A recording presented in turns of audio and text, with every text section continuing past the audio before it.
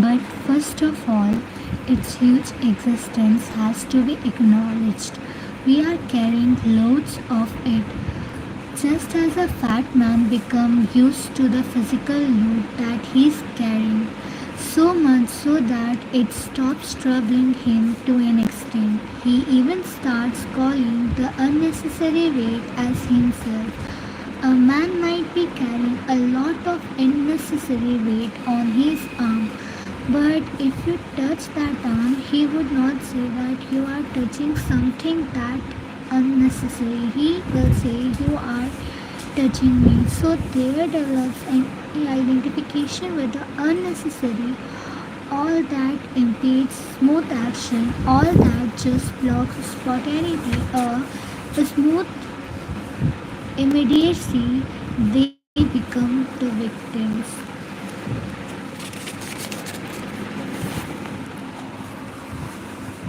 Everything has to be propped. One has to look at himself quite skeptically. But why did you just smile? Where is the smile coming from? Even simple matters such as days. Because they appear to be simple, we just let them pass. We are not alert enough, agile enough to investigate. That investigation is extremely important. Why do I do what I do? And if you are not careful about small things, then even in the so-called big matter of life, you will just lazily be dedicated by old habits. Questioning is extremely necessary. There is nothing so scared that it cannot be questioned. That which is really scared is anyway not available to be questioned.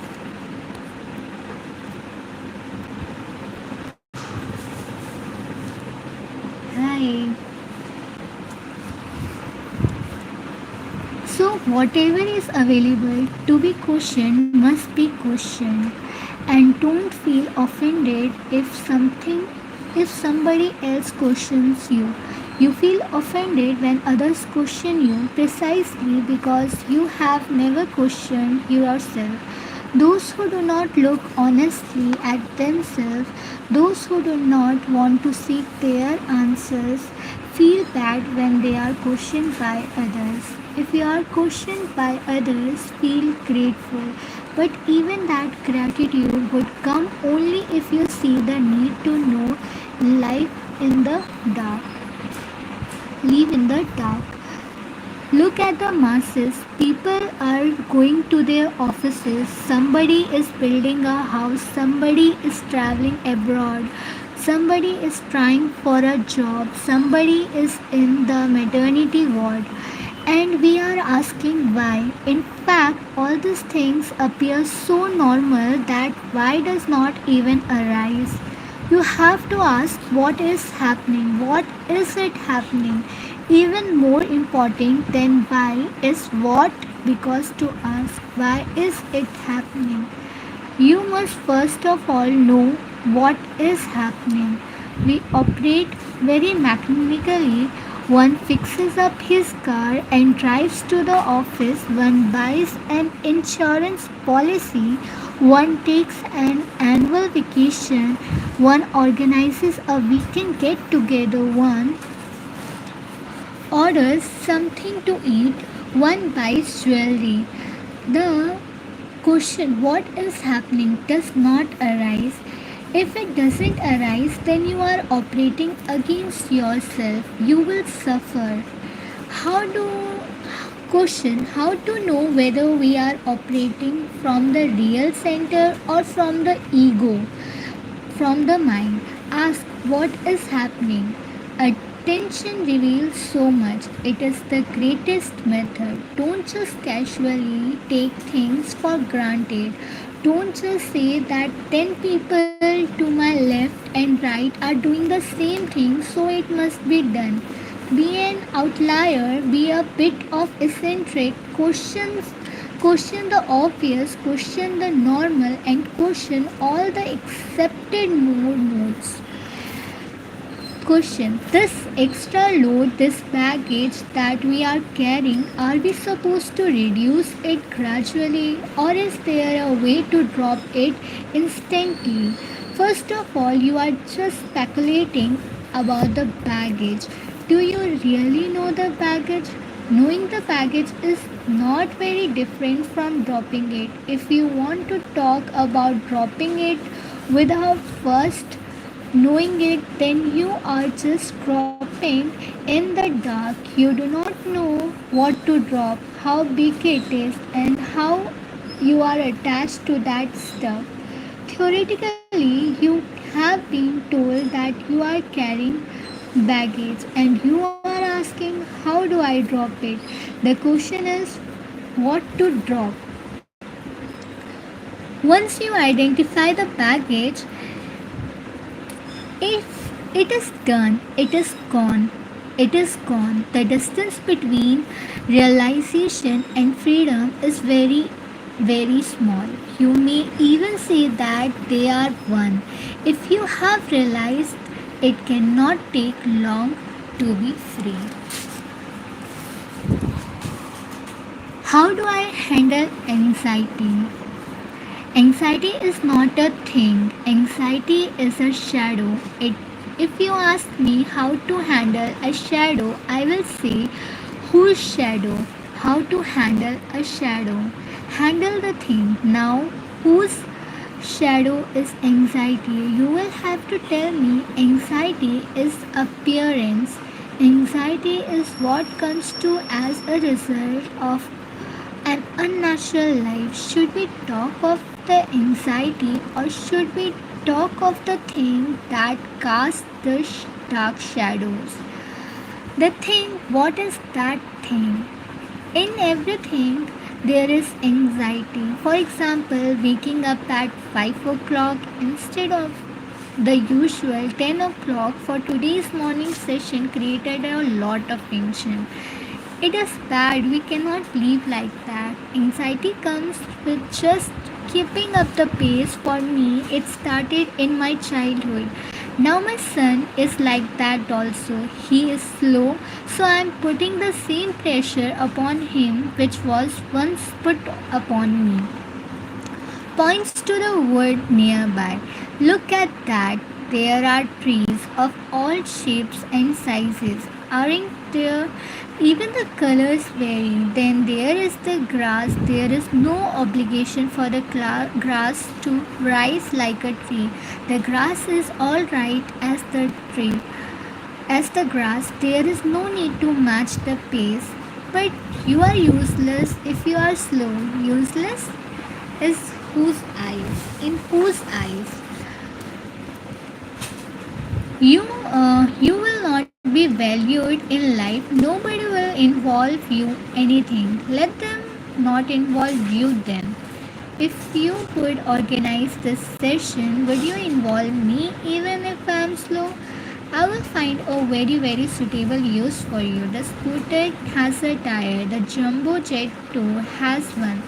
It is not the fault of the scooter's tires that it is designed in a particular way, but foolish is the one who tries to use the scooter tire in the jumbo jet. They all have their uses. Look at the grass under your feet. Why do you feel that it is useless? What is the entire concept of usefulness? To whom do you want to be useful? To the world around me? Seriously? With all the harassment that you have towards yourself, how will you do good to the world? I am less agile than most. It is all right. If less is more, then it is matter of comparison. It is all right. Don't we need to put efforts into developing ourselves? Yes, you see, even physical nature has a pace for everything and respect for everything. Mountain brooks, they are so swift and agile. Glaciers, they languish. They are so slow as if they are frozen. What is the speed of the glacier? How fast does it move? extremely slowly. These Himalayan mountains, even they are in motion, they are rising every moment. They are gaining weight at the rate of 4 inches per year. That is their pace. Must the mighty Himalayas be ashamed of themselves? Most of the swiftness that you see in the world is the result of fear. If a big greyhound comes here, you discover how swift you can be, and that is how most people come to their swiftness. Their swiftness is born out of fear. I am not an advocate of slowness or tardiness. I am an advocate of being natural. You may run very fast, but where are you going? What is the point in going around the circles? Alright? Circles with progressively increasing radii, but still they are just circles. The small man has a small circle, and the so called big man has a big circle. But both of them are nevertheless just going around the circles. What is the point? And even if you complete the circle faster than the others over and over again, how does it help you? You must be a little friendlier towards yourself. You must ask yourself, is all this helping me?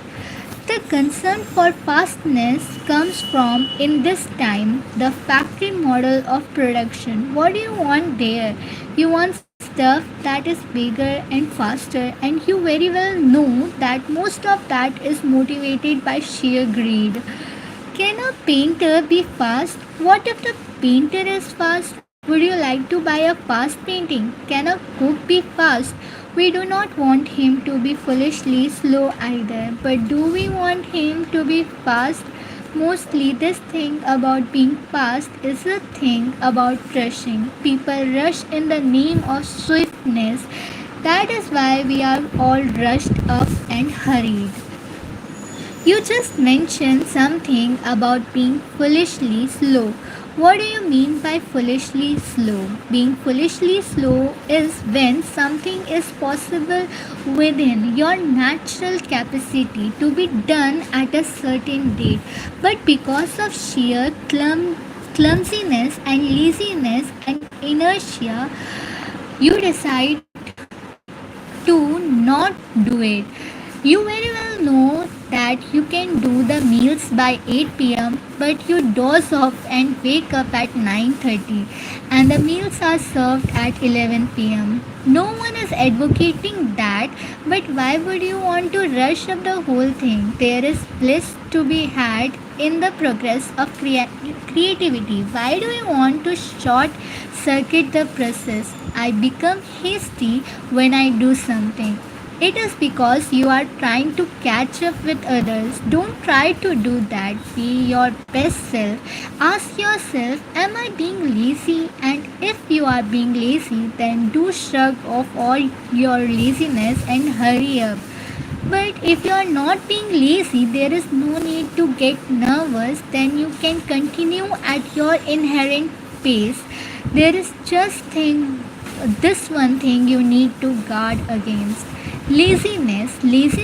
And if you are not being lazy, then there is no need to curse yourself or feel nervous or ashamed. Ask just this one question: have I been dishonest? Have I been lazy? Am I dozy off? And if you are not dozy off, then don't be harsh on yourself.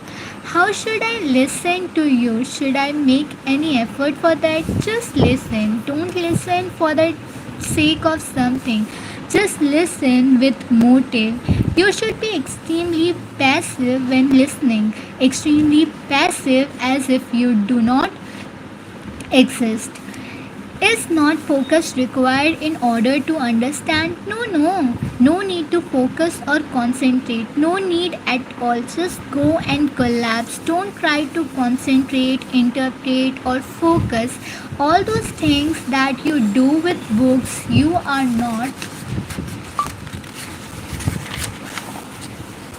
not reading a book. Just be present. You may we even get a disturbing feeling that you are not understanding anything. Let that feeling be there.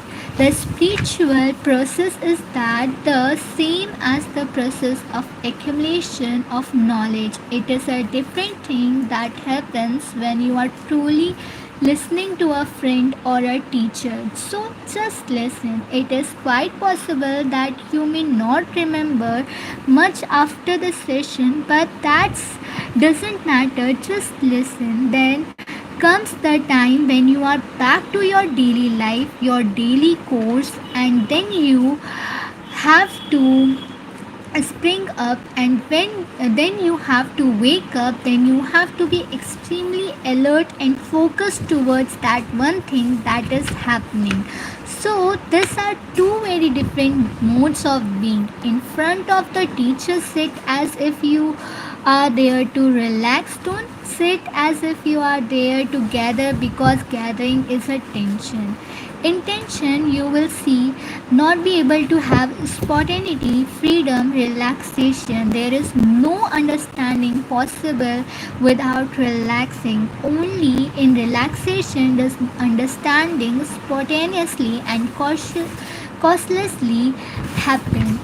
But what when you then you have to be tight, then the seeker has to be tight, he has to be vigilant, and he cannot just allow himself to be swayed away, taken away. The forceful flow of impulse and habits is always there, and it can very easily carry you away. It is a very giant flow, like one of the mountains, rivers in the seasons. How are rivers in the season? Flowing with great force, and if you enter them, you will be swept away. Yes, that is similar to the inner flow of tendencies. You won't be able to even bat an eyelid. Before you open your eyes, you are gone.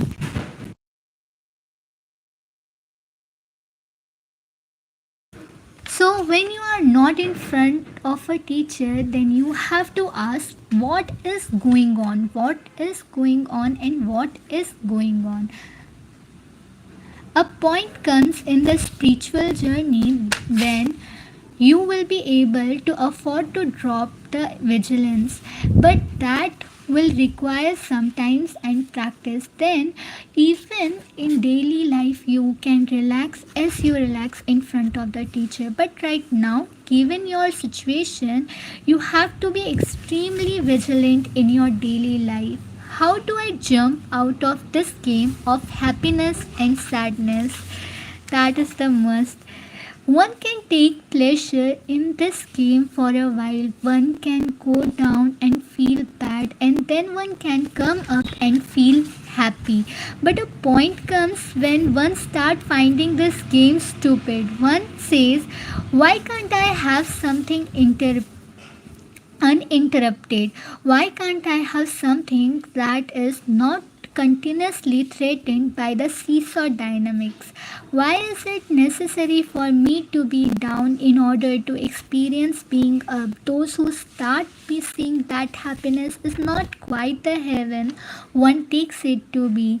Find something beyond happiness. That something has been called joy. Joy is to not remain dependent on sadness or happiness.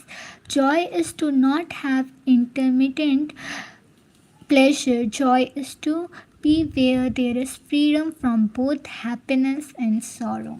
So, आगे, so the game of happiness and sadness continues. The seesaw, and you are joyful in spite of how the game is unfolding. And the game will definitely involve something sadness, sometimes happiness, but you are all right in either condition through the full spectrum, the entire span of the movement of the seesaw. You are unconditionally all right. That is joy. But to come to joy, you must firstly be fed up with the pursuit of happiness. The world we live in places a huge premium upon happiness. One has to see through the ignorance, one has to cut through the maze, one has to see how the social institutions and market dynamics are all designed to trap a human being in the name of happiness. You must remember that the goal of life is not happiness but freedom. Freedom from both happiness and sadness. Joy is to remain dependent, not to remain dependent on sadness for happiness. Joy is to not have intermittent pleasure. Joy is to be where there is freedom from both happiness and sorrow. That's quite good, जिसमें जिंदगी का part है। लेकिन Joy क्या होता है, जब आप इन दोनों से आप फ्री हो जाते हैं तब आपको फ्रीडम मिलता है, और इसी को हम जॉय कहते हैं। तो फिर कल हम पढ़ेंगे 14 chapter, the right action is its own reward.